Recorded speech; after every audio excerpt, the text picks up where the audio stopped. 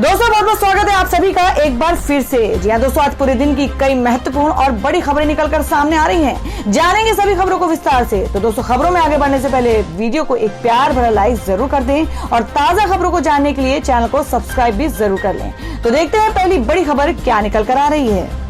Petrol, diesel और LPG की बढ़ी कीमतों के खिलाफ सड़क पर उतरी बीजेडी, किया विरोध प्रदर्शन। जी हम बात कर रहे हैं कि ओडिशा में सत्तारूढ़ बीजू जनता दल ने पेट्रोल, डीजल और रसोई गैस समेत अन्य आवश्यक वस्तुओं की कीमतों में बढ़ोतरी के लिए केंद्र सरकार पर निशाना साधते हुए सोमवार को प्रदेश भर में प्रदर्शन किए और इस दौरान भुवनेश्वर के सड़कों पर बड़ी संख्या में कार्यकर्ता जुटे और बढ़ी कीमतों के खिलाफ नाराजगी व्यक्त की। दल ने कहा कि बीजेपी कभी भी इस मुद्दे पर चुप नहीं रहेगी और जनहित में आवाज उठाएगी। बता दें कि सोमवार को हुई वृद्धि के बाद दिल्ली में पेट्रोल के दाम 109.69 रुपए प्रति लीटर, डीजल के दाम पर 98.42 रुपए प्रति लीटर हो गया है। और बीजेपी के नेताओं ने सोमवार को हुए इस प्रदर्शन की घोषणा शनिवार को की थी और पार्टी नेताओं ने कहा था कि आंदोलन के हिस्से के रूप में बीजेपी नेता और सदस्य रविवार को यहां राजभवन के सामने धरने पर बैठेंगे और राज्यपाल गणेशी लाल को राष्ट्रपति रामनाथ कोविंद के नाम पर एक ज्ञापन सौंपेंगे। प्रदेश सरकार की मुख्य सचेतक प्रमिला मलिक ने कहा था कि बीजेपी सोमवार को राज्य के सभी 147 विधानसभा क्षेत्रों में विरोध प्रदर्शन करेगी। गोवा चुनाव में केजरीवाल बोले कि कांग्रेस और बीजेपी दोनों भ्रष्ट, मिल बांट कर खाते हैं मलाई। जी हम बात करें कि सभी राजनीतिक पार्टियां आगामी गोवा विधानसभा चुनाव की तैयारियों में जुट गई हैं। हाल ही में टीएमसी प्रमुख ममता बनर्जी के गोवा दौरे के बाद अब आम आदमी पार्टी संयोजक और दिल्ली के मुख्यमंत्री अरविंद केजरीवाल ने गोवा का मोर्चा संभाल लिया है। सोमवार को एक बार फिर अरविंद केजरीवाल गोवा के दौर पर गए और जहां उन्होंने गोवा की जनता से कई चुनावी वादे किए। इतना ही नहीं, कांग्रेस और बीजेपी पर भी जमकर निशाना साधा है। आम आदमी चीफ अरविंद केजरीवाल ने बीजेपी और कांग्रेस पर आरोप लगाते हुए कहा कि कांग्रेस और बीजेपी भ्रष्ट हैं। यही कारण है कि कांग्रेस भाजपा के खिलाफ दोनों बोलने की हिम्मत नहीं करती, क्योंकि वे जानते हैं कि अगर वे बोलेंगे तो उन्हें जेल भेज दिया जाएगा। इसी के साथ उन्होंने सवाल करते हुए कहा कि भाजपा के पिछले 10 सालों के शासन में कांग्रेस के पूर्व मुख्यमंत्री या मंत्री के खिलाफ एक भी मामला दर्ज क्यों नहीं किया गया। आप संयोजक केजरीवाल यही नहीं रुके। उन्होंने आगे कहा कि कांग्रेस और बीजेपी दोनों मिलकर काम कर रही हैं, मिल बांट के मलाई खाते हैं। उनके पास एक समझौता है जिसके अनुसार जब वे सरकार में आते हैं तो दूसरे के खिलाफ कार्रवाई नहीं करते हैं। दिवाली से पहले फूटा महंगाई बम, 11 महीने में 651 रुपए बढ़े सिलेंडर के दाम। जी हम बात कर रहे हैं कि महंगाई का एक और बम आम जनता पर फूटा है। गैस सिलेंडर की कीमतों में बड़ी बढ़ोतरी हुई है और गैस सिलेंडर के दाम में फिर से बढ़ोतरी दर्ज की गई है। नवंबर की पहली तारीख को तेल कंपनियों ने गैस सिलेंडर की कीमत में एक बार फिर से 266 रुपए की बढ़ोतरी कर दी और इस बढ़ोतरी के साथ ही एलपीजी सिलेंडर की कीमत 2005 रुपए प्रति सिलेंडर तक पहुंच गई है। साल 2021 में इससे पहले भी करीब 8 बार गैस सिलेंडरों की कीमतों में बढ़ोतरी हुई है और अगर आंकड़ों पर नजर डालें तो साल 2021 में गैस सिलेंडर की कीमतों में 651 रुपए तक बढ़ गए हैं और बढ़ती महंगाई के बीच आम जनता को फिर से झटका लगा है। गैस सिलेंडर की कीमतों में बड़ी बढ़ोतरी की गई है और नवंबर महीने के पहले दिन ही पेट्रोलियम कंपनियों ने गैस की कीमत में 266 रुपए की बढ़ोतरी की गई। हालांकि राहत इस बात की है कि ये बढ़ोतरी कमर्शियल सिलेंडर में ही हुई है। तेल कंपनियों ने 14 किलो वाले घरेलू एलपीजी सिलेंडर के दाम में कोई बदलाव नहीं किया है और साल 2021 की शुरुआत के साथ ही कमर्शियल सिलेंडर के दाम में बढ़ोतरी हो गई और जनवरी 2021 में 19 किलोग्राम के कमर्शियल गैस सिलेंडर की कीमत में 22.50 रुपए से अधिक की बढ़ोतरी हुई। कोलकाता में इसकी कीमत 1410 रुपए, दिल्ली में 1349 रुपए, मुंबई में 1257.50 रुपए और चेन्नई में 1463.50 रुपए हो गया है। और वहीं नवंबर 2021 में राजधानी दिल्ली में 19 किलो वाले कमर्शियल सिलेंडर की कीमत 2000.5 रुपए मुंबई में और 1950 रुपए, कोलकाता में 2073.50 रुपए और चेन्नई में 2133 रुपए पर पहुंच गया है। दोस्तों अगर आप भी अपने गांव, शहर या राज्य की खबर देखना चाहते हैं तो कमेंट में अपने गांव, शहर या राज्य का नाम जरूर लिखें और अगर आपको अभी तक किसी भी सरकारी सुविधा का लाभ नहीं मिला है तो वो भी कमेंट करके जरूर बताएं कि सरकार की कौन सी योजना आप तक नहीं पहुंची है, जिससे कि आपकी बात हमारे चैनल के माध्यम से सरकार तक पहुंच जाए। तो चलिए बढ़ते हैं अगली बड़ी खबर की ओर।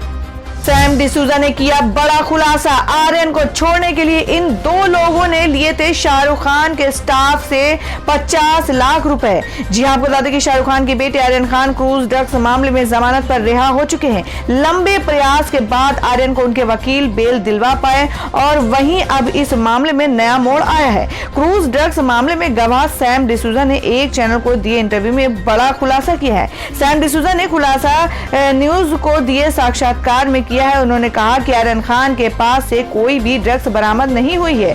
उसने ये भी कहा कि किरण गोसावी पैसों की डील करना चाहता था और सुनील नाम के शख्स को गोसावी से निर्देश मिल रहे थे।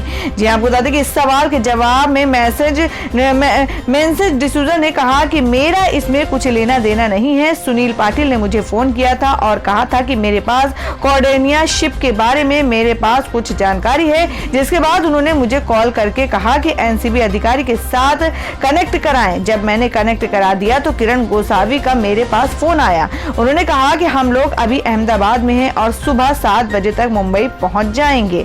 जी आपको बता दें, गोसावी ही वो शख्स था जिसने आर्यन खान का सिल्वर रंग का बैग दिखाया और उसकी फोटो खींची थी। इसके बाद वो गोसावी एनसीबी के ऑफिस के अंदर गया और शाहरुख खान के बेटे आर्यन की आवाज रिकॉर्ड की, जिसमें परेशान आर्यन बोल रहे थे कि पापा मैं एनसीबी में हूँ। पंजाब में सीएम चन्नी के खिलाफ फिर सिद्धू ने खोला मोर्चा। सस्ती बिजली को बताया लॉलीपॉप। जी हम बात कर रहे हैं कि जब तक कैप्टन अमरिंदर सिंह मुख्यमंत्री थे, नवजोत सिंह सिद्धू का उनसे विवाद जारी रहा। इसके बाद कांग्रेस हाईकमान ने कैप्टन को हटाकर चरणजीत सिंह चन्नी की ताजपोशी की। उम्मीद जताई जा रही थी कि कांग्रेस की आंतरिक कलह खत्म हो जाएगी, लेकिन पार्टी में गुटबाजी और बढ़ गई है। अब सिद्धू ने नए सीएम चन्नी पर भी हमला करना शुरू कर दिया। सिद्धू ने चंडीगढ़ में अरोड़ा हिंदू समुदाय के लोगों को संबोधित करते हुए चरणजीत सिंह चन्नी पर कटाक्ष किया। उन्होंने कहा कि चन्नी विधानसभा चुनाव से पहले झूठ बोल रहे हैं और वो हर जगह झूठे वादे कर रहे हैं। इसके अलावा वो पिछले 2 महीनों से जनता को लॉलीपॉप दे रहे थे। उन्होंने आगे कहा कि पिछले 5 वर्षों में यहाँ पर अत्यधिक अस्थिरता रही। अब पिछले 2 महीनों से मुफ्त उपहार बांटे जा रहे हैं, लेकिन आप यानी जनता उनसे पूछे कि ये कहां से मिलेगा। क्या हम पंजाब में सिर्फ झूठ बोलकर और 500 वादे करके सरकार बनाना चाहते हैं? वहीं शिरोमणि अकाली दल ने तुरंत ये मुद्दा पकड़ लिया और पार्टी प्रवक्ता डॉक्टर दलजीत सिंह ने कहा कि मैं नवजोत सिंह सिद्धू को धन्यवाद देना चाहता हूं कि उन्होंने जनता को बेवकूफ बनाने के लिए अपनी ही सरकार के झूठे वादों का पर्दाफाश किया। सिद्धू ने यह भी कहते हुए कहा कि नई सरकार बनने से पहले कांग्रेस सरकार ने कुछ नहीं किया। ऐसे में अब कांग्रेस की सच्चाई जनता के सामने है। सिद्धू के बयान से कुछ देर पहले सीएम चन्नी ने बिजली बिल को लेकर एक बड़ा घोषणा की थी। पंजाब सरकार ने सोमवार को घरेलू उपभोक्ताओं के लिए बिजली दरों में 3 रुपए प्रति यूनिट की कटौती की। इससे राजकोष पर प्रति वर्ष 3,316 करोड़ रुपए का बोझ पड़ेगा। हालांकि इससे 68 लाख लोगों को फायदा होने की भी उम्मीद है। राजनीतिक विशेषज्ञों के मुताबिक सिद्धू इसी घोषणा से नाराज लग रहे हैं। हरियाणा दिवस पर सीएम खट्टर का बड़ा ऐलान, कहा 250 कैदियों की सजा माफ। जी आपको बता दें कि हरियाणा के मुख्यमंत्री मनोहर लाल खट्टर ने प्रदेश के 56वें स्थापना दिवस के मौके पर सोमवार को 250 कैदियों की सजा माफी करने सहित कई बड़ी योजनाओं की घोषणा की। सीएम ने हरियाणा दिवस पर प्रेस कॉन्फ्रेंस को संबोधित करते हुए कॉलोनियों में बिजली कनेक्शन जारी करने, नए साइबर थानों की स्थापना करने जैसी कई घोषणाओं की जानकारी साझा की। हरियाणा दिवस पर राज्य स्तरीय समारोह और अपनी सरकार के 7 साल पूरे होने के उपलक्ष्य पर मीडिया को संबोधित करते हुए मुख्यमंत्री खट्टर ने कहा कि साल 2014 से सुशासन और प्रशासनिक सुधार लाना हमेशा सर्वोच्च प्राथमिकता रही है। इसी के साथ उन्होंने हरियाणा के विभिन्न जेलों में बंद 250 कैदियों या जो वर्तमान में पेरोल पर हैं, जिनकी सजा 6 महीने या उससे कम बची है, उनकी सजा माफ करने की घोषणा की। उन्होंने स्पष्ट किया कि यह घोषणा जघन्य अपराधों में दोषी ठहराए गए कैदियों पर लागू नहीं होगी। वहीं मुख्यमंत्री मनोहर लाल खट्टर ने राज्य के लोगों के लिए त्योहारों का तोहफा देते हुए कॉलोनियों में बिजली कनेक्शन जारी करने, नए साइबर पुलिस थानों की स्थापना, पुलिसकर्मियों के लिए द्विवार्षिक चिकित्सा जांच, पंचायत संरक्षण योजना की शुरुआत करने की भी घोषणा की। अधीर रंजन चौधरी ने टीएमसी को बताया राजनीतिक गद्दार, बोले कांग्रेस से ही पैदा हुई है टीएमसी। जी हम बात करें कि कांग्रेस सांसद अधीर रंजन चौधरी ने सोमवार को टीएमसी प्रमुख ममता बनर्जी पर उनकी उस बात को लेकर निशाना साधा जिसमें उन्होंने कहा था कि कांग्रेस राजनीति को लेकर गंभीर नहीं है। अधीर रंजन चौधरी ने टीएमसी पर निशाना साधते हुए कहा कि टीएमसी का जन्म कांग्रेस से हुआ था। यदि कोई बच्चा अपनी माँ से कहता है कि वह समाप्त हो गई है तो इसका अर्थ है कि वह भी समाप्त हो गया है। आप उन्हें राजनीतिक गद्दार बार कह सकते हैं, वे राजनीति करते हैं लेकिन शिष्टाचार भूल जाते हैं और अपनी स्थिति को अस्वीकार कर लेते हैं। उन्हें देखना चाहिए था कि वो किस पार्टी से पैदा हुए हैं। बता दें कि गोवा विधानसभा चुनाव को लेकर राज्य के 3 दिन के दौरे पर आई ममता बनर्जी ने शनिवार को कहा था कि प्रधानमंत्री मोदी केवल इसलिए ताकतवर हुए क्योंकि कांग्रेस राजनीति को लेकर संवेदनशील नहीं रही है। उन्होंने आरोप लगाया कि देश भुगत रहा है क्योंकि सबसे पुरानी पार्टी निर्णय नहीं लेती है। उन्होंने कहा कि कांग्रेस को अतीत में अवसर मिले लेकिन भाजपा से लड़ने के बजाय वे मेरे राज्य में मेरे खिलाफ खड़े हो गए हैं। उत्तराखंड सीएम पुष्कर धामी का आंगनबाड़ी वर्करों को दीपावली गिफ्ट, मानदेय बढ़ाने का ऐलान। जी हम बात कर रहे हैं कि उत्तराखंड के मुख्यमंत्री पुष्कर सिंह धामी आंगनबाड़ी वर्करों को दीपावली से पहले ही मानदेय बढ़ाकर उन्हें तोहफा दे सकते हैं। पुष्कर सिंह धामी ने रविवार को चौरास में आंगनबाड़ी वर्करों को दीपावली से पहले ही सौगात देने की बात कही है। इससे मुख्यमंत्री पुष्कर सिंह धामी की अध्यक्षता में हुई कैबिनेट बैठक में आंगनबाड़ी वर्करों का मानदेय बढ़ाने के लिए सीएम को अधिकृत किया गया है और इससे प्रदेश की 33,000 आंगनबाड़ी वर्करों को मानदेय वृद्धि का फायदा मिलेगा। उत्तराखंड में आंगनबाड़ी वर्कर लंबे समय से अपना मानदेय बढ़ाने की मांग कर रहे हैं, जिन्हें अभी मुख्य वर्कर को 7,500, सहायक और 4,750 व मिनी वर्कर को 3,700 रुपए मिलते हैं। लेकिन अब महिला बाल विकास विभाग ने आंगनबाड़ी वर्करों के लिए मानदेय बढ़ाने का प्रस्ताव तैयार किया है, जिसके तहत मुख्य वर्कर को 2,250, सहायिका को 1,250 और मिनी सहायिका को 1,000 रुपए मानदेय बढ़ाने का निर्णय लिया गया है।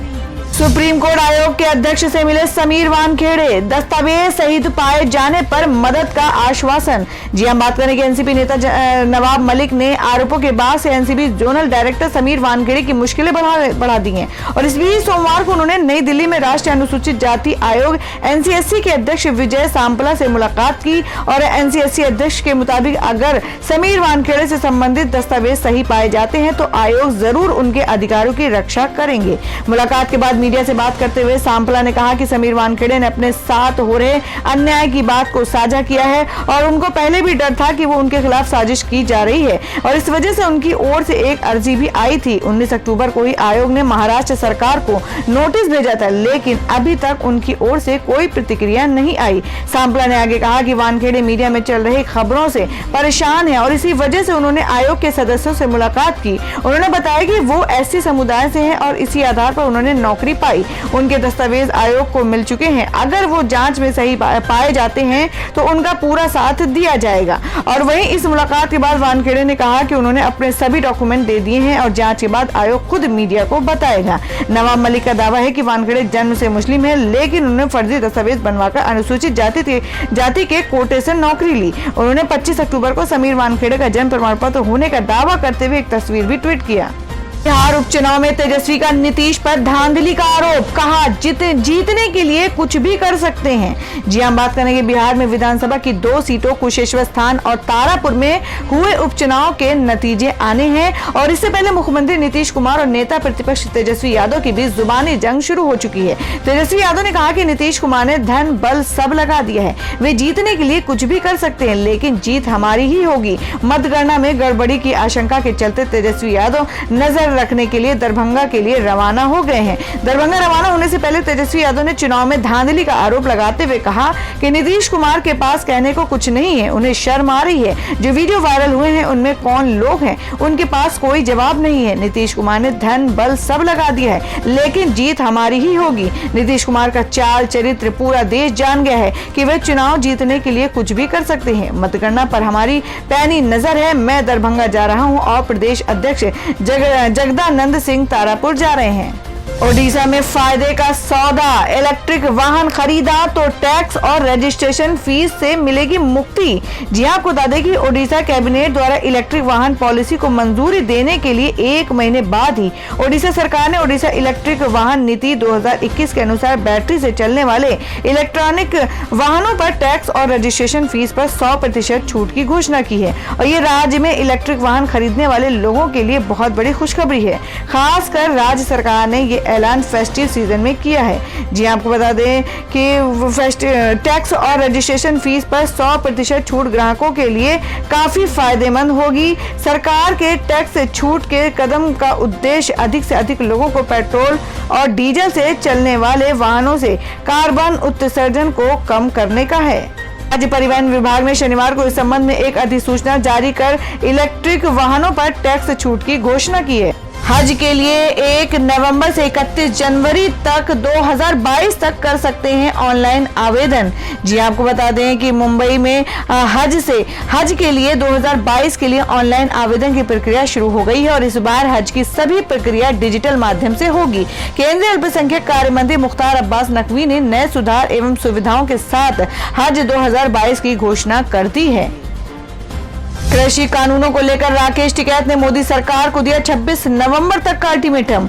जी हम बात कर रहे हैं कि भारतीय किसान यूनियन बीकेयू के नेता राकेश टिकैत ने केंद्र को चेतावनी देते हुए कहा कि केंद्र सरकार के पास कृषि कानूनों को निरस्त करने के लिए 26 नवंबर तक का समय है।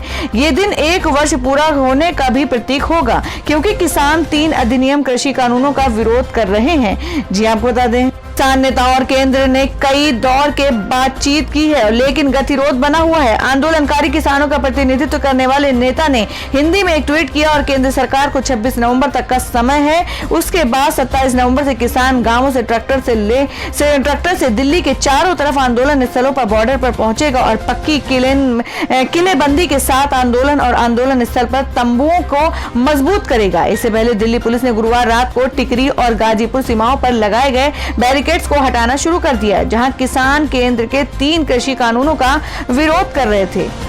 तो दोस्तों ये थी अब तक की सभी बड़ी खबरों की अपडेट्स। टुडे ब्रेकिंग न्यूज और लेटेस्ट खबरों को देखने के लिए हमारे चैनल को सब्सक्राइब जरूर कर लें, वीडियो को लाइक और शेयर भी जरूर कर दें अपने दोस्तों और रिलेटिव्स के साथ। तो दोस्तों फिर मिलेंगे काम की खबरों और सरकारी योजनाओं की एक और नई वीडियो के साथ। तब तक के लिए धन्यवाद दोस्तों।